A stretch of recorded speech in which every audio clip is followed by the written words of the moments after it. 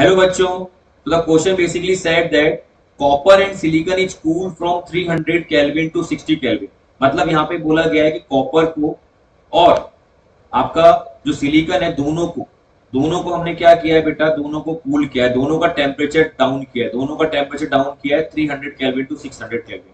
Copper generally कैसा होता है, कंडक्टिव नेचर होता है, और सेमीकंडक्टर जनरली कैसा होता है बेटा, सेमीकंडक्टर जो है, सिलिकॉन जो है वो सेमीकंडक्टर नेचर का होता है। और हमें पता है कि किसी भी कंडक्टर मटेरियल की अगर बात करते हैं तो टेम्परेचर इंक्रीज करने पर उसका रेजिस्टिविटी भी इंक्रीज होती है, दैट मीन्स कंडक्टिविटी डिक्रीज होती है। क्यों होता है ऐसा? क्योंकि सिग्मा जो कंडक्टिविटी होती है बेटा वो होता है एन ई स्क्वायर 2/m। तो यहाँ देखिए डियर, जैसे ही आप टेम्परेचर को इंक्रीज करोगे, when you increase the temperature then too when you increase the temperature, जब आप टेम्परेचर इंक्रीज करोगे तो आपका टो जो है वो डिक्रीज होगा। क्यों होगा? क्योंकि जल्दी जल्दी टकराएंगे, जल्दी जल्दी कोलाइड होगा तो रिलेशन टाइम कम हो जाएगा।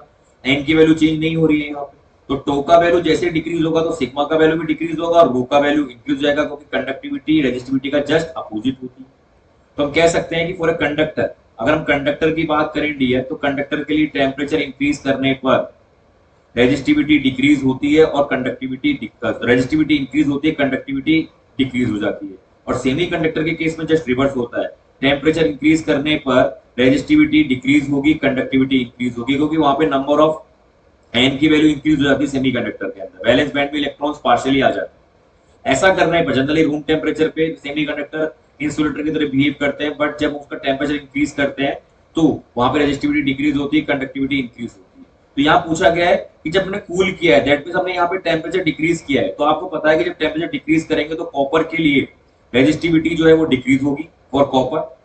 ओके डियर, और सेमीकंडक्टर मतलब सिलिकॉन की अगर हम बात करेंगे तो temperature decrease, that means cool करने पर रेजिस्टिविटी इंक्रीज होगी। तो यहाँ चेक करते हैं, decrease in copper but increase in silicon, specific resistance जिसको हम रेजिस्टिविटी बोलते हैं, decrease in copper but increase in silicon. हाँ, तो बिल्कुल सही है कि हमारा ये पहला ऑप्शन करेक्ट है। अगर पहला ऑप्शन करेक्ट होगा तो सेकंड ऑब्वियस है कि सेकंड नहीं होगा, और दोनों में भी इंक्रीज नहीं होगा, दोनों में डिक्रीज भी नहीं हो सकता। तो हमारा जो फर्स्ट ऑप्शन है is the correct answer, right answer for this question.